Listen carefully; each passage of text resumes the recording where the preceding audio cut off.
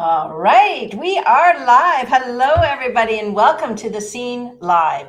This is a show where entrepreneurs get real with conversation about fresh perspectives and the kind of insight that actually moves business forward. And I'm your host, Kim Speed. I'm a brand clarity coach at Purple Moon Creative. And every week I bring on a new guest who has actually been in the trenches of entrepreneurship, and they have something worth hearing. So, also, before we dive in today, if you're watching on YouTube, please hit subscribe for me. Give us a thumbs up. If you're joining us on LinkedIn, hit follow so you never miss an episode. And whenever you're watching, drop a comment and say hello. I love to know who's in the room. But I have to get back to my guest today. We're going to have a great time. My guest today is a strategic advisor, a chief of staff to small business owners, author of 4 books, and host to multiple shows, including the WACO Experience and The Experience with co-host Russ Hedge. He believes that isolation is a killer in business, and that one conversation, and I've had this with him, can change your life or your business. He's also the creator of the Full Potential Accelerator. It's an 18-week program built on intention, discipline for successful leaders who are ready to stop coasting and start building a legacy that outlasts them. So please help me in welcoming my guest today to the stage, Scott Smith. Hi, Scott. Kim, I am glad to be here. Thank you so much. I enjoy your show. I enjoy our conversations. We always have a great conversation, and you always make me think of amazing things, that make me ponder and make me change things in my business. Like the last time we talked. Oh, you just went to mute.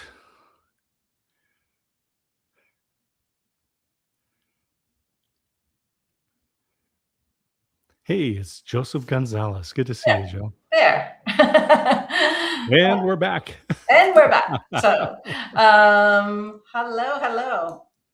So, I love starting at the beginning, Scott, and tell me, for those who may not know you or your story, can you take us back to the beginning of how you started your entrepreneurial journey? Yeah, so I always knew that I wanted to go into business ever since I was in 6th grade. And, in junior high and high school, you know how you play things? I would actually play starting companies. And so that's where it started. So I had Smith Incorporated and Flames Unlimited. They weren't real, but they were things that I dreamed up. Uh, Went to after the Air Force, went back to college, graduated, got involved in banking, then small manufacturing, and then and huge manufacturing, accounting, agriculture, upholstered furniture. We sold to IKEA and Costco. I would never sell to Costco or IKEA ever again, but I did have those experiences. Yeah. The first I've sold to Amazon through Amazon for 4 or 5 different companies right now. Um, and the first one was back in 2010. And I will tell you that things have changed since those days. When we first started selling, and they actually approached us and said, please, would you sell your stuff through Amazon? And they actually gave us the customer's email address, phone number, and all that stuff, right? You would never get that from Amazon today. Things changed. Yeah. But I did. I Wow. mean, I worked for big, Bank of America, Hewlett Packard, small manufacturing companies, and I guarantee you that 100% of the people that are watching your show and ever been into a bookstore have handled my product that I made in a little family-owned company in Eugene, Oregon. It's these little, the plastic coated wire easels, those little folding ones you see that hold books Oh, and yeah. plates and all that stuff. Yeah, we made those out of Eugene, Oregon. Sold those things around the world. I was just down at Fabled Books here in Waco, Texas. with my daughter, and she was laughing because I'm picking it up. I'm looking at the little rivets on the side holding those together with the GH, and I go, "That's mine. I made those." So yeah, so I got experience working in a number of different industries, different types of companies. And then after I was an interim general manager at an upholstered furniture company, that gig ended, and I had already learned how to do social media. And so a friend of mine was on the board of a radio station and said, "General manager needs help with social media. And we know you've got some skills." So we met, had coffee. He hired me as a contractor. By the end of that month, there were 3 companies that were paying me to do social media management. I came home and told my wife, I said, "Well, I guess it's a business now." That's amazing. That's amazing. 13 years ago. Wow. Wow. You think about it. 13 years ago, and people were not really understanding social media, and look how far we've come. Oh Oh my my gosh. gosh. Back then, so when I started promoting companies through social media, and this was about 2009, 2010. And Yeah. anyone who said, "We know how to do this," and said they understood the science behind social media was just flat out lying, because it was in those days more art than science. I just want to give a shout out to Joe. Joe, you are a fabulous person. Thank you for tuning in. Um, Yes. Back Thank in you, those days, Joe. Welcome. it was more art than science. And so at the time, I also said, never pay Google or Facebook for advertising. Just generate good content, get engagement. And the phrase that I used was engage and validate, right? You would engage Right, right. people, validate them. And that's how we grew the business. Today, it's a 180. I'm like, Yeah, organic content, whatever. Get enough out there so that people know that your page is active, right? If you're using whatever your platform is, put something yeah, out there occasionally so that when they go to your platform, and we can put this in terms of like a retail business. If you go to the front door of a business and the door is dirty and there's cobwebs and there's leaves blowing around the door, you think, is anybody home? yeah. Right? Are they And the still in same thing business? is like, look, it's here we are, it's May. If the last post you have on your social media is your company office party for Christmas, Yeah, you need to update. You need to get something in there. yeah. Um,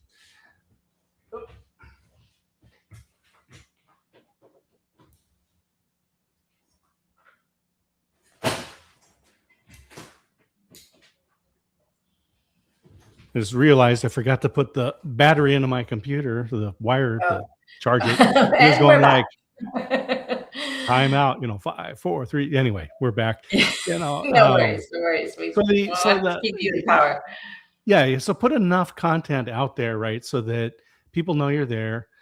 And there's a whole strategy behind what you do. But today, we know that if you get maybe 2%, maybe 1% of the people who follow you to see your content, and there are people Yeah, who already like you, already know you, already, they're following you for a reason.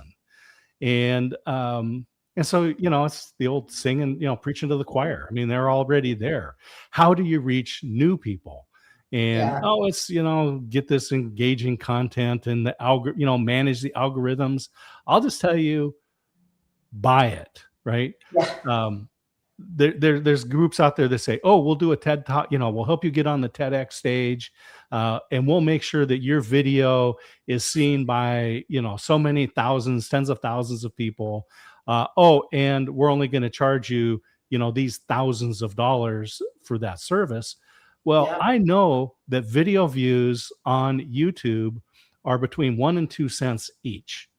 So if I want to get 100 views on my Wow. video, then I'll put $1 or $2 to it. Yes, that makes so much sense. And somebody else, it's just funny that you mentioned that, because somebody else I was recently talking to said something about that, and it really shocked me because, like, I come from advertising background where when it was the big brands were the ones that put the money into it. And, the budgets we had were huge, but you don't need that anymore. And what you can do, even as a solopreneur, Yeah. the budget, you don't need huge budgets to still make a pretty decent reach. Oh, so the world has changed, right? And Yeah. I often say that this is absolutely the best time ever to be alive, because the barrier to entry is simply your willingness to participate. So when I was in high school, I took a mass media class, and the teacher was Mrs. Burrell Smith. One of the things we said, and just to give you an idea, this was like 1978, 1979. So people can gauge where I'm at. So we're talking, almost 45 years ago. So we're looking at what did it cost to produce a commercial for television. And in 1979 dollars, it was $250,000 to produce a video, or a commercial. That didn't include airtime, right? That's Yes. just to Yes. produce it. And Yeah. today, you could film that same commercial for less than $10,000. Absolutely, is probably better quality, better production quality, better everything, for a fraction of that, right?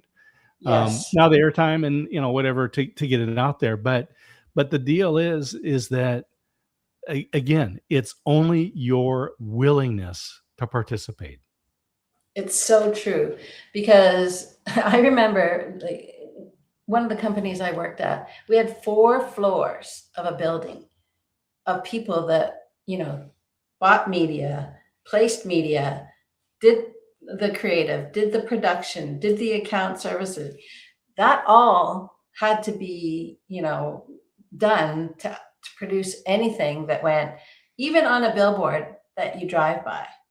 Like, and now you can do so much of that online, with like maybe one contractor or 2 contractors, like, Oh, the absolutely. guy that So puts it, puts so look the at these stuff things like up.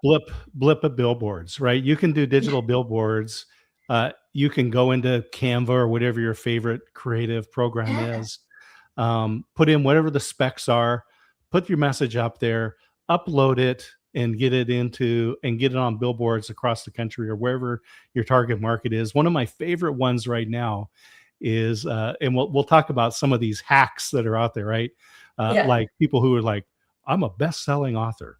I'm a best-selling author, and I've done it a couple of times, and I don't put it in my profile at all, and I'll tell you why. But here's the deal: you watch people, and they're at Times Square, and they're like, "Look, it's me on Yeah. Times Square, and there's my book," and you know what that is? That's like $250. Yes. It's You so go cheap now. online, Oh, you it's, go I was online, shocked. you upload the picture, you Yeah. buy your time, they send you the moment, you go there, you're ready for the photo op, you got your camera person ready, and then your time comes, click, click, click, click, click, video, video, video, all the stuff. And like, because I remember the first time I thought, wow, that is so cool. Look, That's amazing. my Yeah. friend, my very, somebody that I've talked to is right there. And then I found out, oh, it's $250, right? Yeah.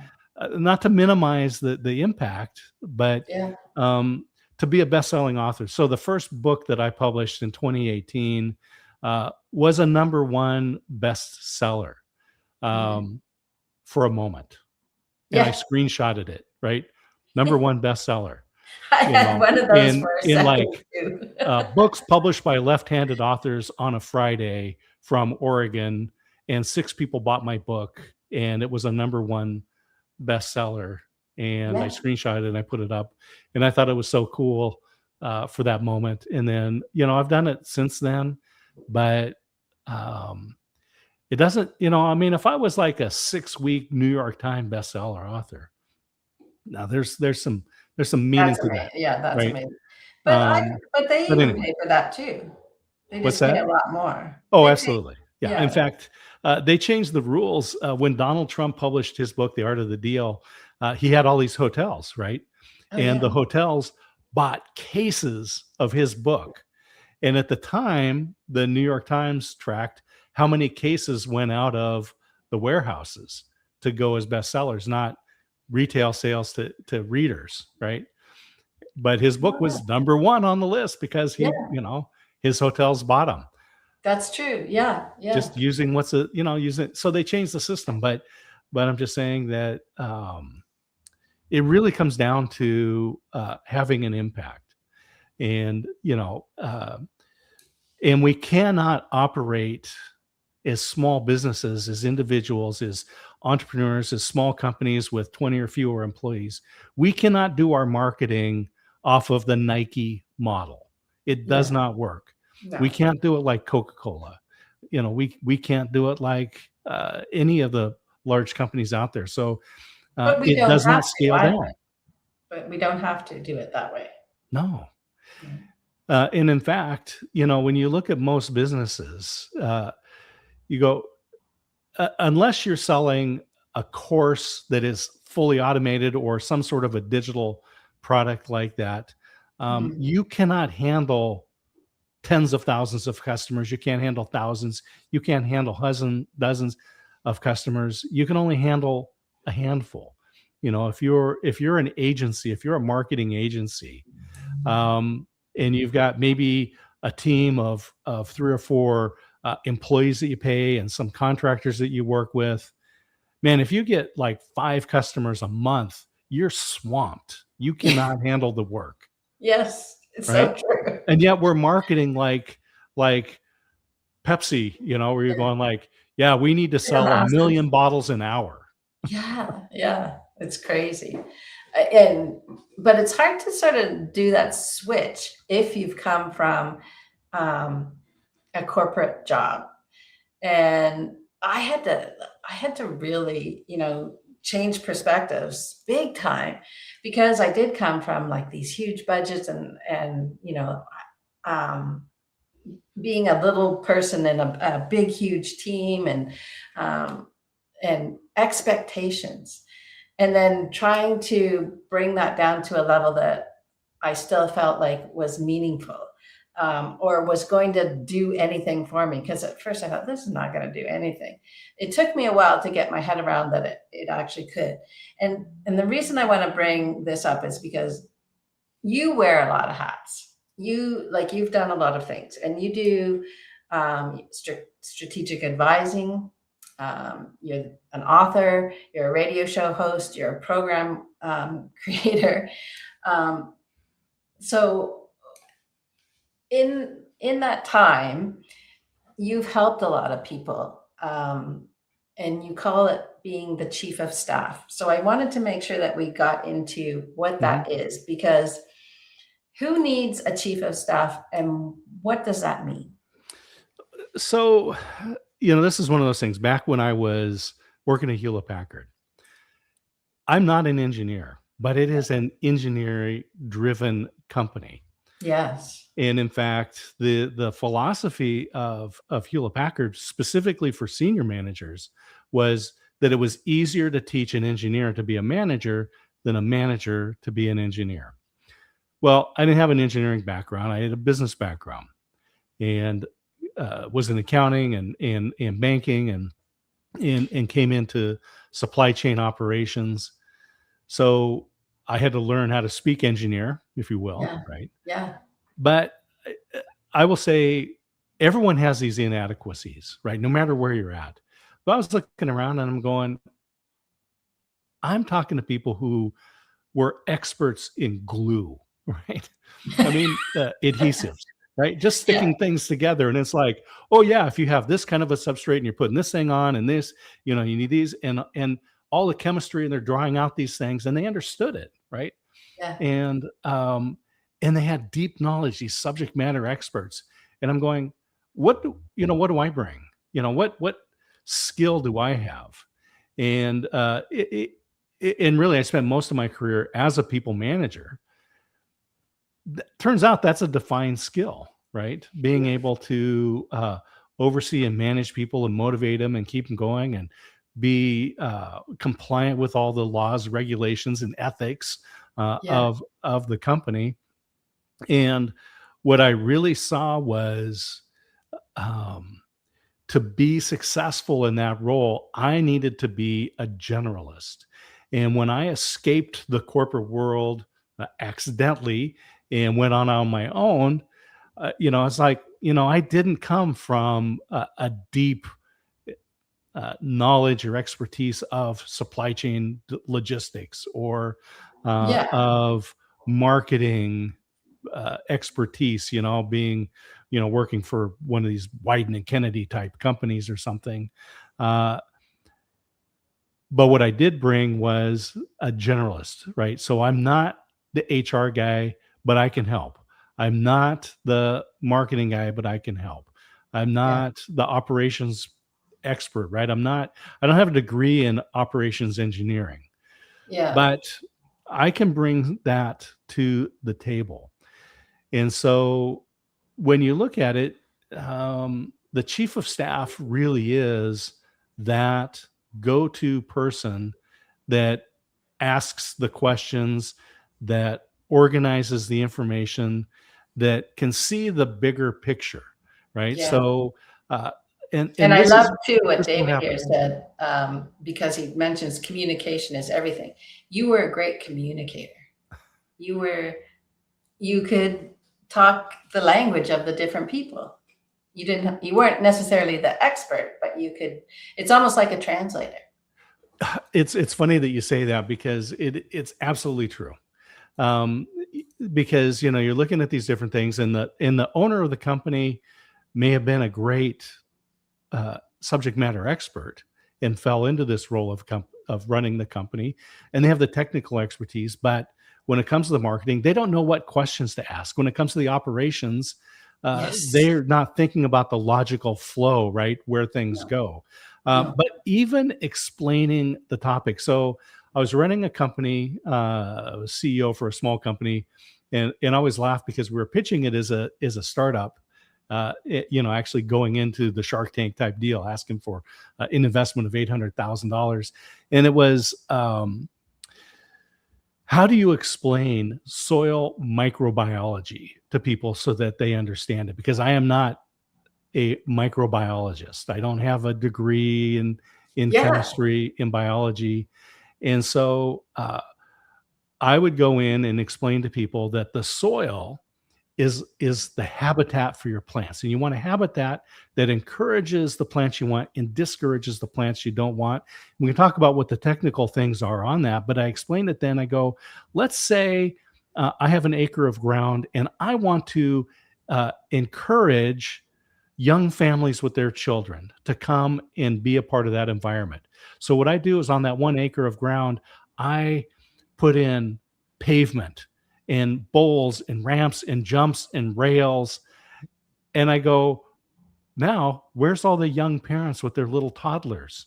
Yeah. Well, that is an environment that is repulsive to Yeah. them, but very attractive to teenage boys with skateboards, Yes. right? However, if I put in shade trees and benches and teeter totters and swings, um, guess what? Those teenage boys, that is repulsive to them, but Yeah. very attractive to young parents, right? And they've got their little kids and their toddlers, and they're there and they're having fun, right? Yeah. So that's how I could explain the soil, right? We can go into all the technical parts of the microbiology, but people are like, oh, now I understand it. So Yes. absolutely, how do you translate something complicated into something that us mortals can understand? Yes, exactly. So that is, so that is being a what you bring as being a chief of staff or a small business owner. So if Yeah. a small business owner is looking to, expand or organize or have better systems, then you can come in and figure, listen to what they say and then be able to translate it to the different people, whether it's, partners, vendors, etc. Um, so I love that. But I also want to talk about another thing that's really interesting with a small business and some of these things that come up as small business owners. Um, you talk about the whole isolation is a killer in Hmm. business. And as small business owners, and think about how it's changed too. A lot of times, there's not even an office. We work remotely from our homes. Like even if it's a team, we don't have to be in the same place. So I think that's becoming an even bigger problem. Because you used to, you know, even if you hated driving in the traffic and having to get to work, there was people there every day, and it was like a social, Mhm. um, and there was camaraderie, and there was people working things out together. Now we have to do this type of thing, which is great. Yeah. It's fantastic, and thank goodness we have this. But tell me more about what you think about that statement, isolation. Yeah. Um, So a couple things. One of them is in 2016. So it's hard to believe it was 10 years ago.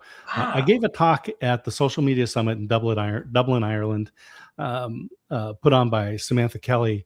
And the topic, so it's a social media summit. I mean, you got deep expertise from people, Facebook Yeah. ads and uh, Snapchat for business and these different items, right? Deep knowledge. Steve Dotto there talking about YouTube. Yeah. So I thought, well, I'm going to go broad. So I talked about my talk was the psychology and physiology of relationships. And I took the academic research and proved that the relationships that we create digitally, just like this, Kim and I here on screen, that the relationship that we create digitally can be just as strong as which we create face to face. 2016. March of 2016. March of 2020, 4 years later, almost to the day, we went into a global laboratory that proved that to be true, right? With the COVID lockdowns. Yeah. And nobody could meet face to face, and we all had to do things. And COVID did a couple of things. One, to me, it really just accelerated what was already happening. People were already working remotely, but now it accelerated it, right? Yeah. It Yeah. spotlighted some things. Isolation and loneliness have been issues for years, for decades, probably all of human history. But it spotlighted it, highlighted it in a way that brought it to our attention. Hmm. And even when we were driving into the office and being with people, um, and we can talk about some efficiencies there, but still people were lonely, right? They're working in their cubicle, they're working in their little office, they're working in their desk. And although there's people around them to be able to say, hey, good morning, and talk about the weather, chit chat about your favorite sports teams, or what happened on your favorite TV shows or whatever, right? Yeah. Um, but there's what I'm talking about is something different, something about accountability. So Dr. Gail Matthews from Dominican University in California did some research and published stuff about goals, right? And we love James Cleary and his book Yeah. Atomic Habits, right? Right. James Clear, Atomic Habits. And he said, we don't rise to the level of our goals, we fall to the level of our systems. So Dr. Matthews' research really found four things. One of them is that it seems weird, but if you want to succeed and you want to meet your goals, have goals.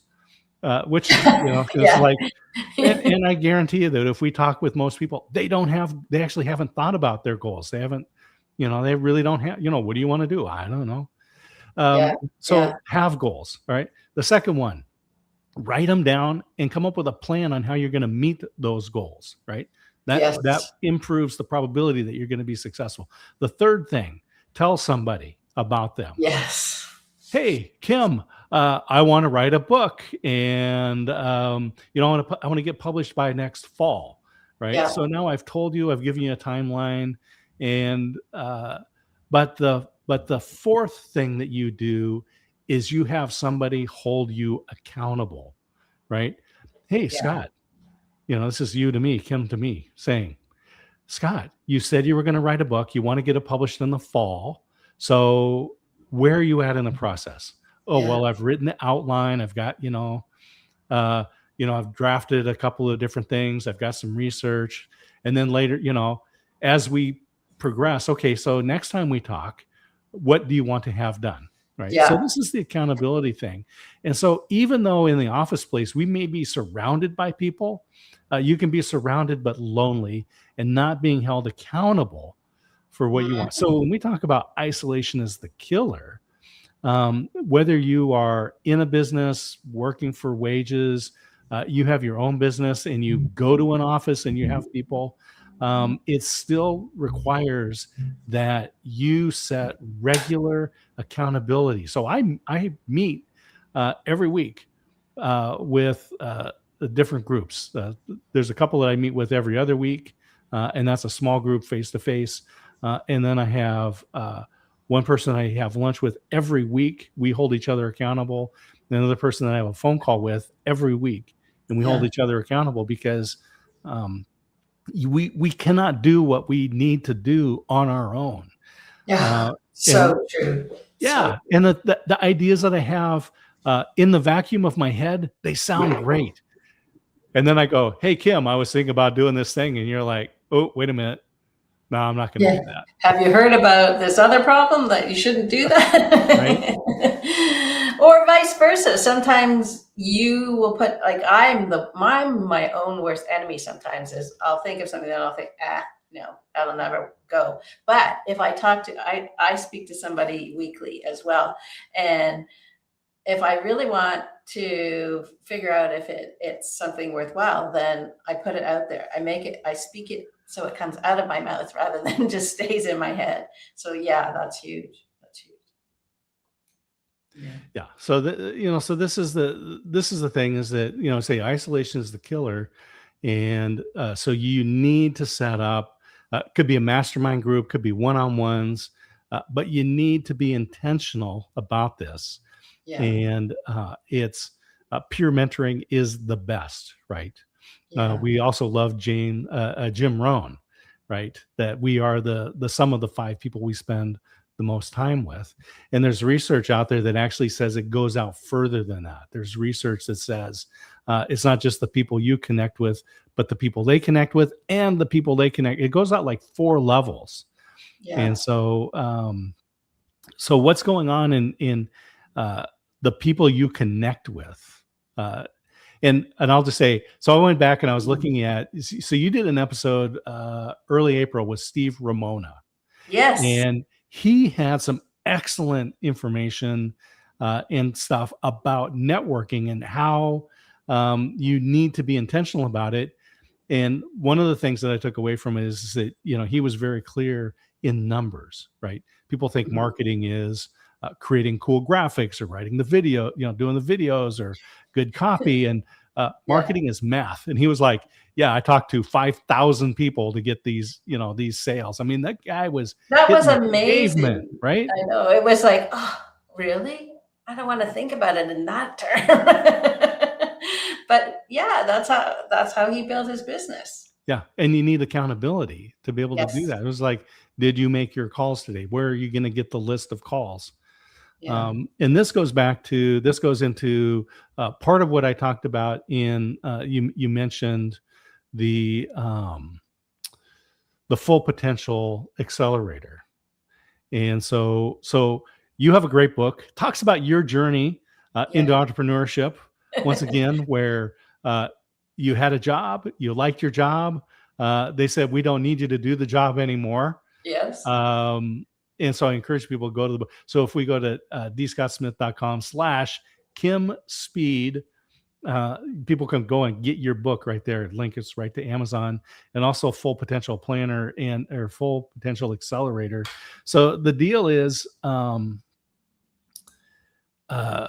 we would like to think that life is more intentional than it is. And so if people go to that, if they click on it, there's a Google form. And here's the deal. I have no marketing funnel. There's no email list that you're going to be added to. This is either it works for you or it doesn't. But I give everybody 4 things if they sign up for it. They get a copy of my book on business networking, which we talk about the brain science about how you connect. I give you the 7-step process down to actually what you say at networking events. And it really is parallel with what we heard from Steve Ramona.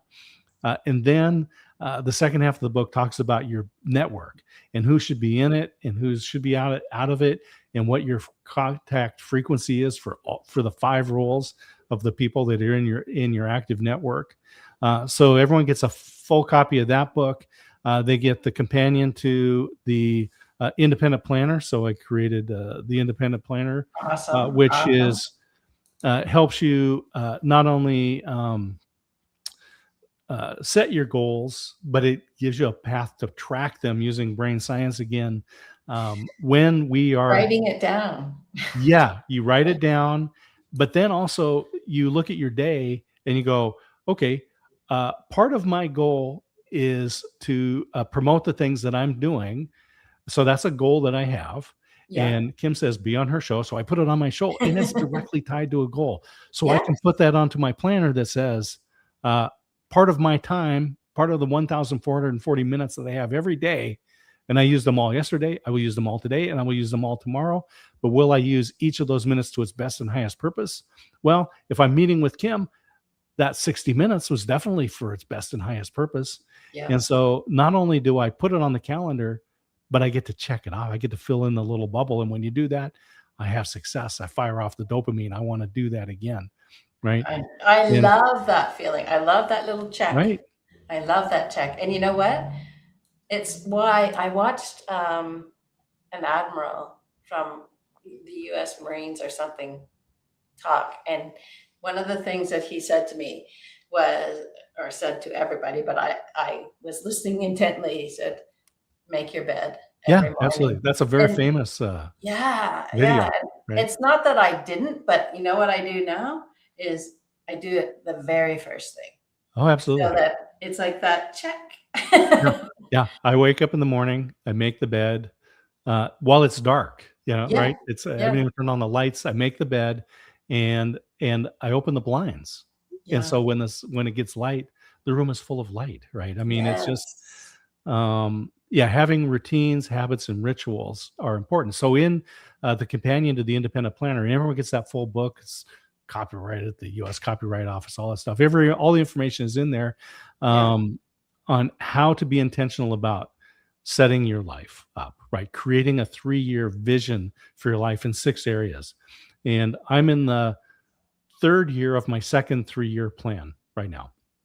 And a lot of people know, many people don't know, my wife unexpectedly died on May 5th. So just days ago. Just a few weeks ago.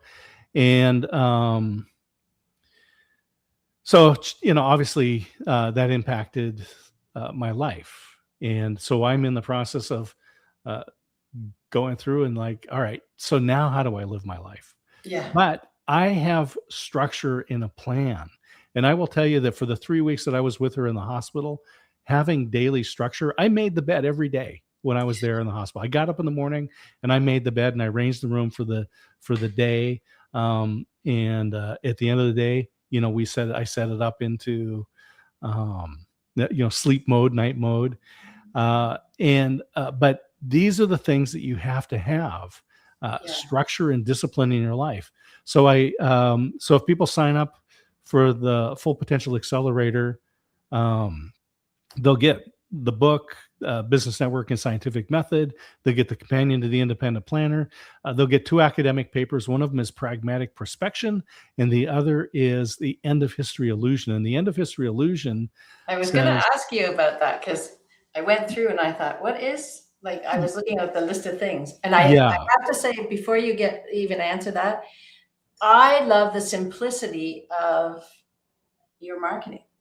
And I want people to, if anything else, just click on this page because it doesn't have to be fancy to be effective. So please check out Scott Smith's landing page with information on things and, learn from that. But it's a hidden page. It's only available to people who watch your show. Which I love. It's like, the little Easter eggs. Right? Yeah. So tell me about that Yeah, so the end of history illusion says that we underestimate how much we're going to change in the future, although we can very clearly describe and define how much we've changed past over the past. And they looked at this is an academic study where they looked at people at various ages, right? Young, middle-aged, and older folks. And everyone said the same thing. When they looked forward, they said, I'm going to change very little. And then, but they would say, but up to this point, so if it was the 10 years or 3 years, I am going to change very little, but then they say I would change very much, which means that 3 years ago, they would have said, I'm going to change a little, but they changed a lot. 3 years before that, I'm going to change a little, but they changed a lot. That tells me that the change that we've undergone over the last 3, 5, 10 years has been unintentional. Everyone is going through unintentional change. And here's how we can test this. We can test this ourselves, right? You go out and you talk to somebody. So we've got David Jones here and Joseph Gonzalez and Leslie Flowers. And we could go out and we say, Leslie, tell us about what you're doing. What are you involved in today? What are you going to be working on? Yeah. And she'll tell us. And then we'll go back and we'll say, how did you get involved in this? And invariably, people's conversation will start with something like, well, it's a really interesting story, meaning it was unintentional, right? Well, exactly. My whole business, I call it the accidental entrepreneur. I would have never, ever imagined that I would run my own business, ever. No. Right? Like, yeah. And now look at me. So that means that today, right, on May 26, 2026, if I continue doing what I'm doing, right, then I will continue getting what I've gotten, right? Right. You do what you've always done, you'll get what you always got. That is to say, the next 3 years of my life will be unintentional. And I choose different, right? I choose to be intentional about this. When my business started 13 years ago, I started doing social media management and some website stuff, right? I mean, I started with the radio station, and so it's Facebook posts, it's Twitter, it's running contests, right? Setting up the landing page for a contest. Yeah. So enter in and get tickets to the concert. What's that? It was complicated back then. Oh yeah, right. We go back and you set up, and it was like enter here, and they'd have this random generator, and it would pull people, and we'd get their names and send them, hey, you just won tickets to the radio or to this concert and things like that, right? Yeah. But I looked at it and I said 13 years ago that I do not want to be doing social media management as a business for my career for the rest of my life. And so I mapped it out and I said, I will do social media management, and then I will start doing digital marketing, which was primarily doing digital ads, right? So running Google and Meta ads. And so I transitioned into paid advertising. Right. And, at one time, one of my clients, the world's largest reseller of used shipping containers, I can't think of anything less glamorous to advertise, right? Used shipping containers. We had a budget of $30,000 a month in Google ads alone, right? $30,000 for our shipping containers? $30,000 a month, right? But we're selling like $4.5 million a year in shipping containers, and the profit margin on them. I was running ads for an RV dealership, spending $3,000 a month per location on Meta ads, on Facebook ads. Wow. Right? Yeah. But just to give you an idea, we opened up a new location, and we had a brand new salesperson there. She was a single mom, her first sales job. On the day of our grand opening, she sold a used motorhome. The dealer's profit on that motorhome was $50,000, and her commission was $12,000. She made more money on that one sale than she did the entire year before, and she's like, "I love this job." Right? Single mom. So that's awesome, right? So I said, I'm going to be, so I'll do digital ads, and Yeah. then then I will transition into uh, consulting, right? This is the chief of staff side of the business, Right. and Okay. then get into coaching, and that's really where we come up with, this This is 4 month the course, the accelerator. 18-week course, the accelerator, right? Where what I'm doing is I'm taking these concepts that I learned and the books that I've written, the broadcasts, the different shows, the different things that I've observed, and we're pulling them together and we're saying, look, I do not want you to live a life of unintentionality. I want you to choose what you're doing. And I've been living this for 13 years, and I'm transitioning. Last year, um, around the summertime, we ended my last legacy social media management, Oh, where I was wow. posting for that, right? Yeah. So, this is a feathering process, right? But we choose to be intentional about where we're Mhm. going. And so that's what the process is.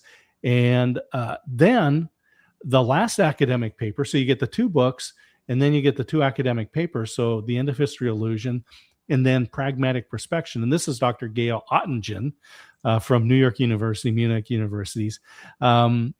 And what she talks about is how damaging positive thinking can be to your future. Positive thinking. Yeah. Wow. Yeah. Where positive thinking will actually limit your success, right? So here's the brain science that goes around it. We use the same part of our brain, the hippocampus, for memories as we do for thinking about things into the future, right? Okay. And in fact, I've got a book in process called The Reluctant Time Traveler, because we can we think the past, we remember the past, and so we can kind of time travel back into the past. And Right. then we also can time travel into the future. You go, well, what's it going to be like when I'm in the conversation with Kim on her show and we're talking Right. about the book, right? So before it Okay. ever happened, I had an image. I traveled into the future, right? Yeah. Okay. So here's the problem with that. When we use positive thinking, it's as if it happened, right? So they took college students that were graduating and said, uh, imagine you've been hired and you got that fabulous, the dream job. You've been in school for 4 years plus, and you've interviewed and they've hired you and you've got the great job. All right. And then they took students, another group, and they said, practice pragmatic perspection. So here's what happened. The students that were practicing positive thinking had fewer job interviews, fewer job offers, and 2 years later were earning less money than the people that Really? practice pragmatic perspection. So now you're going, okay, so what's pragmatic perspection? What's the deal? So Yeah. here's the difference. And this is back where we go back to Dr. Gail Matthews and having an accountability person for your goals. So Okay. pragmatic perspection says, all right, imagine, Kim, that you've got this successful agency, you have employees, you've got contracts, you've got people waiting to come and use your services, right? Yeah. Okay. What stopped that from happening, and how did you overcome it? That's the difference. So pragmatic just means practical. Prospection, right, is looking forward. Introspection, looking in. Retrospection, looking back. Prospection, looking forward, right? Okay. So you tell those students, all right, imagine you got this great job. Uh, what stopped it from happening, and how did you overcome it? Well, I get very nervous in interviews and I forget things. So I wrote notes, right? Who's the Yeah. president of the company? What are some great projects that they've been involved in? What are the things that excite me about the company? They're written down. I Yeah. forget people's names in interviews, and I'm going into a panel interview. So I took a piece of paper and I wrote, Kim is sitting here, and Joseph is sitting here, and Leslie's sitting here, and David is sitting here. So Right. as I'm talking, I could turn and say, well, David, that's a great question. Thank you for asking me that. And that really refers to what Leslie was saying, right? So you said, how did you overcome it? Right. So now it's not just imagining that it's happened and feeling like it's a memory. We're saying, I took action. And Okay. when the barriers came up, I had a plan. So follow Dr. Gail Matthews' plan, right? Yeah. Have goals, write them down, tell somebody about it, and have someone hold you accountable. And then when you're thinking out into the future, go, great, here's what happened, and here's what I did to overcome it. And that's why we go through the whole process in the independent planner, where we actually go through the process of setting up, and all of this is in the download, right? Where you set up your dream. It's too, it's like, I want to publish a book. That's too big to be a goal, but it is a dream. And Right. why is it important that you want to do that? And what are the steps to do it? Now, what are the goals to do it? And now, what are your habits that will help you? And what are the habits that get in the way? Because you Right. said, oh, I'm Right. going to write, I'm going to write every 30 minutes every morning when I get up. But your habit is to sleep till the last possible moment and rush into your day. So Yeah. you can either change the habit, probably not, or you can adjust and go, you know what, maybe I'm going to write at lunchtime, or I'm going to do it in the evening, you Yeah. know. Yeah. But That's so funny too, because yeah, when I wrote my book, you know how I got it done? Because I didn't think I could do it. So I didn't have the positive thought. I thought, what am I thinking? You know, but I had somebody coaching me, and they made me go out to the people that I wanted to interview in my research. And they made me introduce myself as the upcoming author of my book. And it's like this switch, like, well, now I have to actually do it, yeah, because I can't, I have right, accountability. yeah, But that is more, it's not the positive thinking, it's the goal. And what are you doing? right. Just like you said, what are you doing to get there? What are you doing to get to your goal? So I love that. Absolutely. And it puts part of the Stoic philosophy into it, right? That Yeah. says, um, I'm an author, and authors interview people, right? Yeah. Yeah. And what kind of an author am I if I don't interview people, right? Yes. Yes. And so, I get up in the morning, and I have my morning routine, and it includes walking for an hour. And you just go like, yeah, I'm a person who walks every day for an hour, Yeah. right? Yeah. And there's a lot of opportunity inside the as I say, the vacuum of my brain for things to go on during that time. But I go, but if I don't do it, what kind of person am I? I'm the kind of person that doesn't walk in the morning. I don't want to be that person, right? Yeah. Yeah. So let's talk about the people that you actually bring into your program. So there's a lot of people that would listen to this that maybe don't have big teams, and they're not big corporations. Um, are these types of people a good fit for this type of program? So I will say that the Full Potential Accelerator, um, for the most part, people should just get the two books, the two To start, articles, and start that process, right? right? And implement it. The people that are going to work directly with me for 18 weeks, because this is not done for you. This is not. I'm not going to help you write a book. What we're doing is we're creating an intentionally structured life that creates space for you to do something that has been put off. And Right. so think about, um, so I was just talking to someone who's, had an engineering degree, and their minor was in French. So there was a reason for that, right? Um, and so with the pressures of career and family and paying the bills and doing these Yeah. things, um, mastering the French language was put to the side. Right. Now that person is a successful engineer, an accountant, an attorney. Their business is running. I will just say somebody whose asset generation is on automatic, right? Right.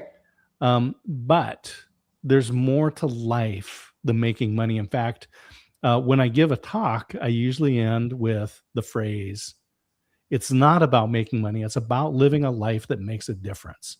And Yeah. so we want to add to our body of work. We want to add to our legacy.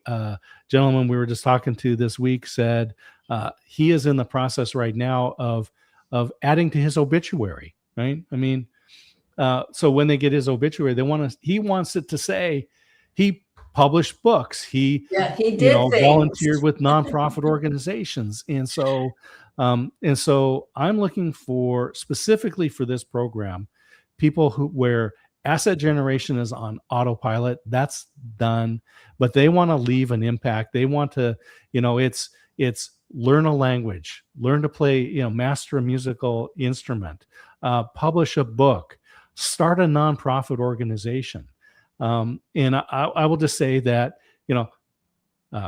I've studied languages. I mean, I grew up in a bilingual household, speaking Spanish, right? My great grandmother only said one thing to me in English. Wow. She said, "You should speak Spanish. It's good for you." I studied German. I studied Greek. When I was in the Air Force, I studied Korean, and that's what I did. I was, I was in Language Intercept. I play bass and guitar. I've written songs. I've done some recording. I've done these different things. A number of years ago, we started a nonprofit, Advocation, where we focus on high school students that are interested in trades as a career. I'm a board member on Uplift Leadership, where we provide career guidance to college and high school students. These are things that I can do because I'm in a position where I can allocate time to that. And I know that these are all parts of my legacy, right? The books, the first book that I published in 2018 and the ones that I've got in process. And I will tell you that it was hard to lose my wife for a number of reasons. And one of them was last fall, I set out a plan for 15 years. I had 15 years set out with different projects and books and things to do, and they all involve my wife. And so now I have to go back and retool all of that stuff. But I have a plan. I know where I'm going. I know what I'm doing, right? Yeah. And so I want people to be intentional. So for the most part, just apply to the accelerator, fill it. There's a Google form. You fill it out. You're not going to get you're not in an email drip list. You're not getting, there's no community. I'm not sending out YouTube short videos and go, oh, and for early access buyers, get this discount. It's like, look, this is either going to work for you or not. Yeah. Right. Well, and I love that. And that's why I wanted to bring it up. Like, even if you're not going to be in the program right away, go and check out this landing page. Yep. Look at what Scott has been doing. He speaks with people, he builds relationships, he builds a simple landing page, and he's just authentic to who he is. And buy Kim's book. So the link's right there. Yes, it's easy. You don't have to search. Just click, add to cart, have a sent to you. Yes, I appreciate that. But really, I have to just say the way that you do marketing is brilliant. It's just, you don't make it complicated. And I think that is, if somebody were looking to get to some of their dream goals, that I see those people as being, perfect people for the program. Now, there is one other thing I still wanted to talk about. I love your Full Potential Accelerator. I think that's great. And there's a lot of people that it'd be perfect for. But I want to talk about the one other thing that you have going. And it's something very different. It's another business that you have, present gifting. Yeah, present gifting, presentgifting.com. People can go. Because you don't do enough, Scott. Yeah. So I'll give you the genesis of this. I went out to buy flowers for my wife for her birthday, which is right after a Valentine's Day, right? So you get Valentine's flowers. Now it's her birthday. I'm buying, and I will tell you, guys do not understand flowers, but we know they work. So men, follow the process. Just follow the process. Right? From my husband, from my wonderful husband. See, right? It works. Just follow the process.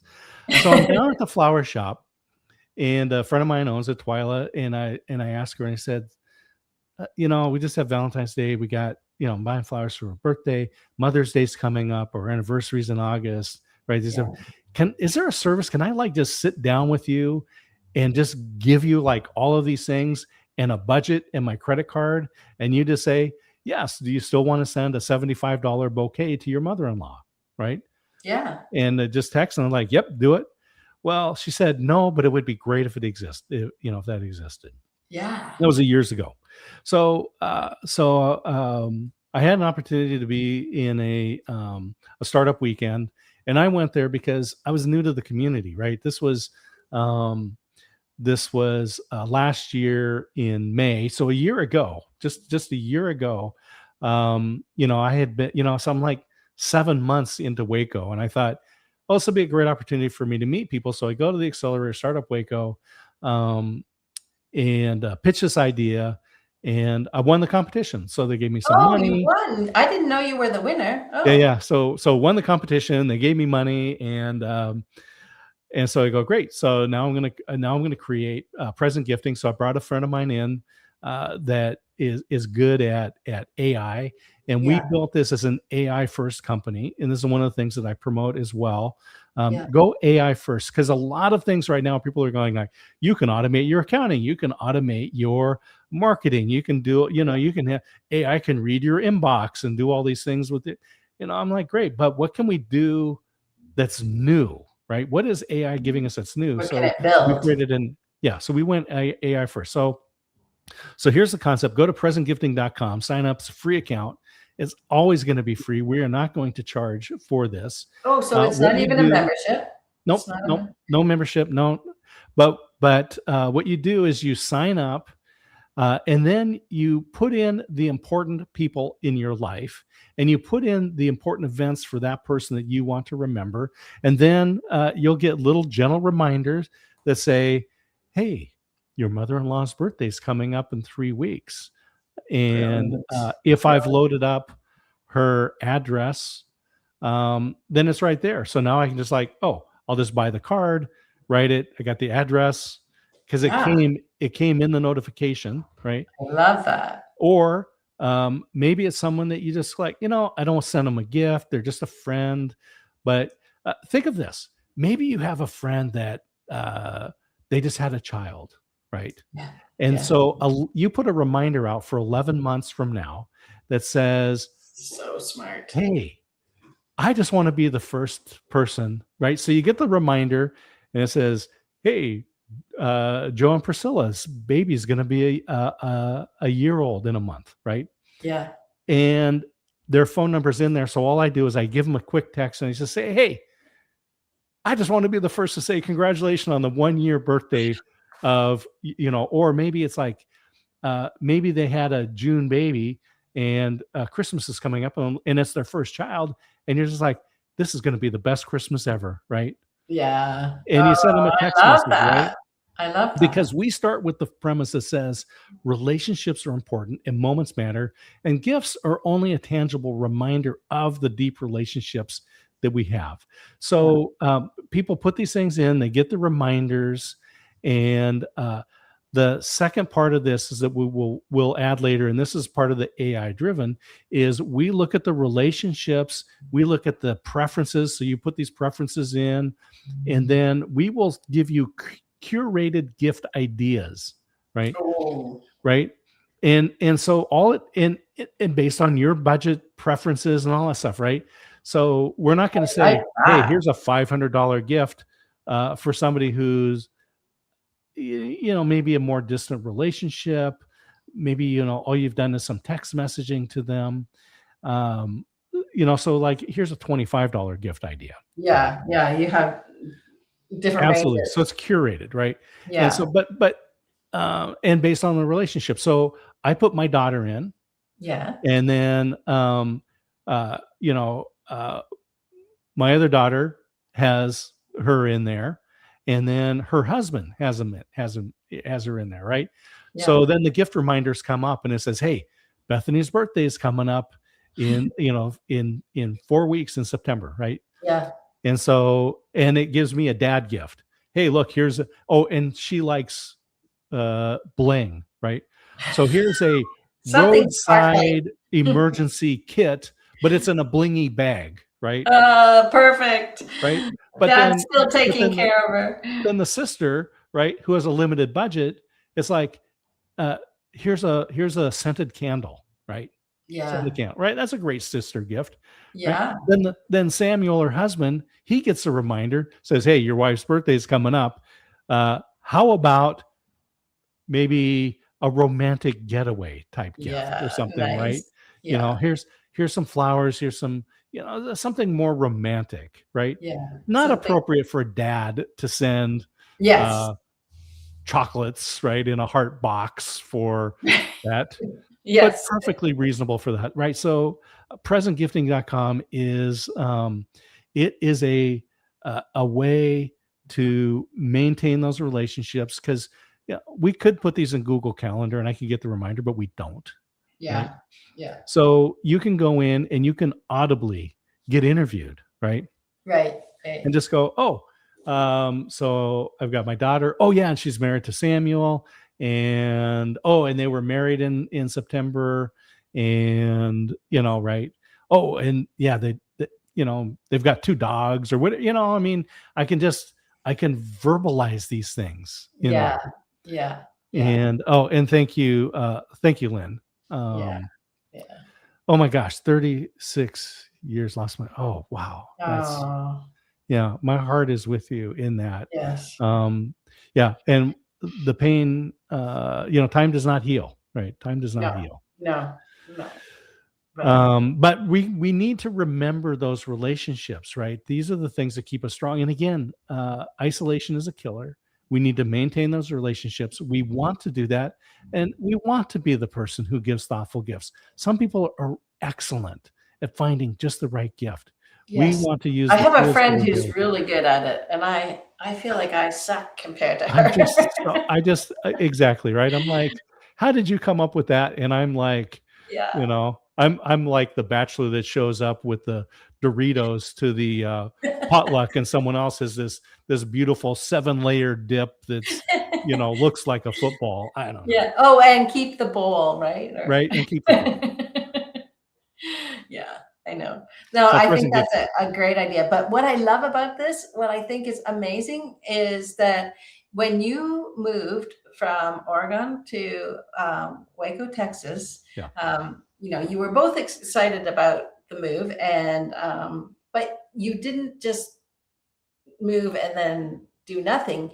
You got involved in the community. And I have to say your wife did too. Like she was pretty amazing Yeah, with so she you. was, yeah, fabulously involved, and so the deal was is we came to Texas to celebrate our anniversary, 40th wedding anniversary. We came to watch the eclipse, and we toured around Texas for 18 days. My wife asked me the question; it came up. Money's no. She's just having those conversations. Money, no object. Where in the world would you want to live? It instantly, without hesitation, I told her very truthfully that wherever you are, I'll be happy. And then the Oh the my God. topic came up that said, well, what about moving to Waco? Sounds good. So that was April. And so I said, well, we're moving to Waco. How am I going to show up? Yeah. Right. So I do digital advertising, and I don't want to just show up and say I do digital ads, because I felt it was very similar to saying, I sell insurance. So I said, I'm going to start a radio show. Right. We're already on the air in a couple radio stations in Oregon. I had some connections. So I went out on the FCC website. I found a local radio station. I got on their website. It said 8:30 Saturday morning was open. Contact the station manager, which I did. So I had a proposal for the show.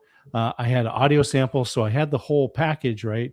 Yeah. Did my research on the market and said, this is how it's going to go. He said, great. We don't have anything like that. Well, let's do that. Because then when we showed up into Waco, if I said, like I said, if I said I sell insurance or I do digital Yeah. advertising, right, Uh, at a network event, people are like, oh my gosh, look at the time. I've got to go pick up the kids. Um, but we showed up so in true. Waco, right? And I said, well, Scott, what do you do? And I go, well, I have a radio show. And people lean in and they're like, Yeah. Tell really? me more. Tell me about it, right? And so so then I give them a card. I was like, yeah, I've got the WACO Experience, an American story. Texas is a very patriotic state, so red, white, and blue. It's veteran owned, so I have the the insignia that from the 6903rd Electronic Security Group. That was my Wow. organization when I was in Korea doing radio intercept. And so that, so I created that for this. And so when we came in here, I'm going around telling people, yeah, and I sell advertising on the radio show, but it also gives me Yeah. opportunity to sell digital ads to businesses. Yeah. We were recommended to go to BNI, Business Networking International Group, by a Yeah. friend of ours. And when we showed up, we come early, because my rule with networking events, come early and stay late, because that's the only reason you're there, is to connect with people, right? Yes. So It's we're the there relationship, early. right? My wife and I come in early. She sees this lady bringing in coffee and kolaches, which is a pastry, right? Yeah. So she offers to help, because that's what my wife did, right? Offer to help. Turns out that person was also the speaker at the event that morning. Oh, Inez Russell runs an organization that's been going for about 36 years, almost 37 years, called Friends for Life, providing seniors and people with disabilities services to help them live their best life as independently as possible. As Inez Russell was speaking, my wife, literally, this is June, right? We're here in April. May, we decided to move here. I said, I'm going to create a radio program. I got that all arranged. We show up in June. As Inez is talking about Friends for Life, my wife literally reached out, grabbed my arm, whispered to me, now I know my reason for coming to Waco. oh my gosh. That gives me chills. Oh my gosh. Because she helped so many people, your She wife. was driving people to their appointments. She nominated Inez as a remarkable woman of the year. 4 months into living in Waco, my wife is on television uh, with Inez as they were letting her know that she had won the remarkable woman of the year. And I'm like, and at about the same time, I was interviewing our U.S. congressman, spending 2 hours with him in his office on a Saturday afternoon, just talking about our community, about Waco. He grew up here, not talking about politics, just talking about the community. It was And like you so guys were born there. I I told people, we're 4 months in, and you would think we had been 10 years in this community. And I go, how is it that I'm interviewing a U.S. congressman in his office on a Saturday afternoon, and my wife is on television for a good thing, right? Four That's months into amazing. living in the community. And I will tell you that my wife will say she felt drawn to Waco. I felt called to Waco. And that if over the 19 months from the time that we moved here until my wife got sick, in the 19 months, if any good happened, it was only by the hand of God. It made no sense that we moved to this community.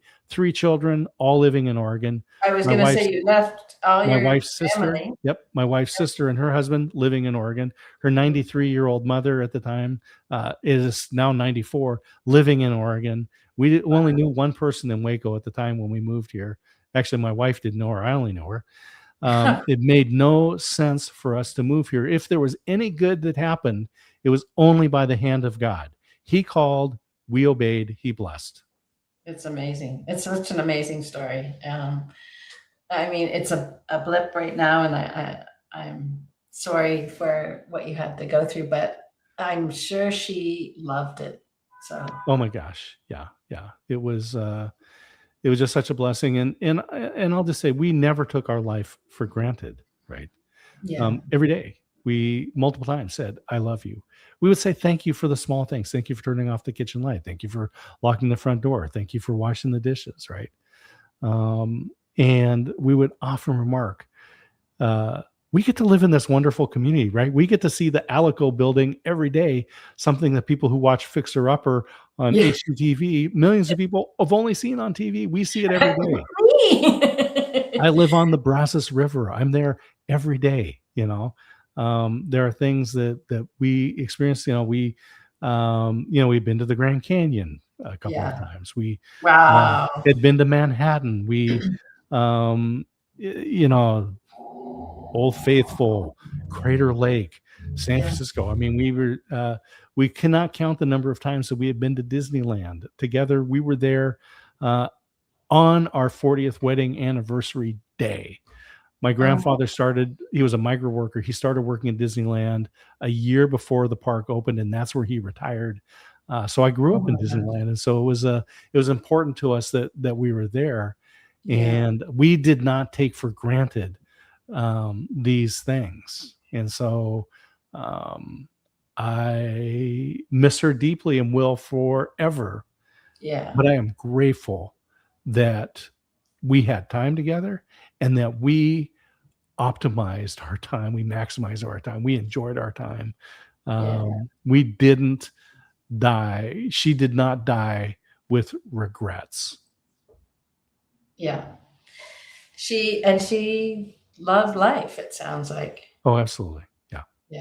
Yeah. And people. She I had loved a people. so in the video I used the part of the audio from a interview I did with her in January, and I'm glad I did this interview, where she said the same things when she was in the hospital on her deathbed in hospice. You know, she talked about just putting her arms out, doing a trust fall back into God's arms, and that she wants to be a person who embraced life, and that just and death was just her last act of living. Yeah. Oh, I wish I had known her. I wish I had known her, but I have to say, Scott, thank you so much for coming on. You shared so much.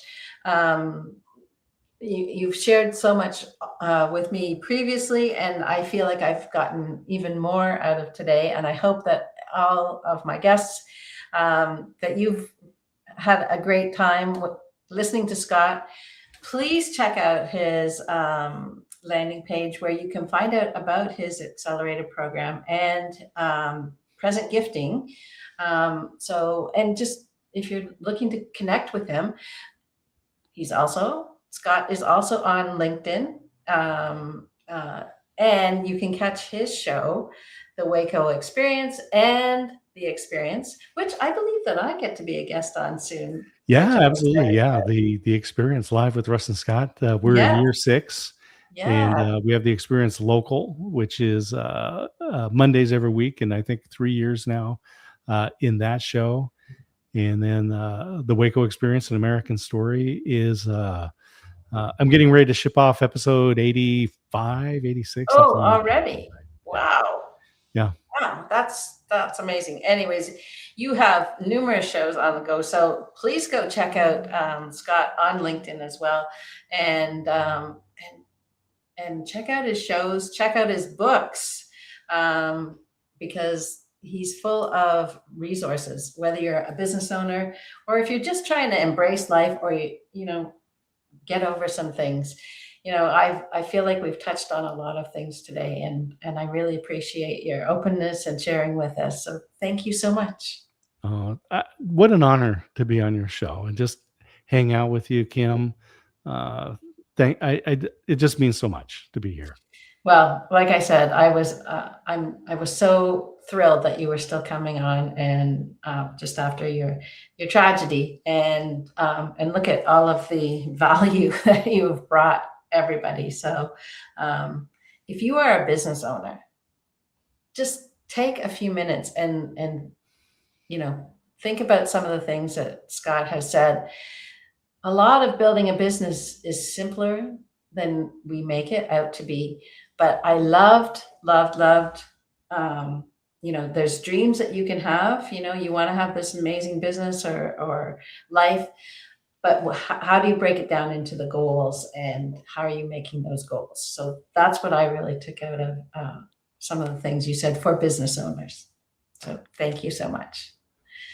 So Thank thank you, you. everybody, and we'll see you next time. Get in touch with Scott. Have a conversation. You won't regret it, and you'll be amazed at what you learn. So thank you, and we'll see you next time on The Scene Live.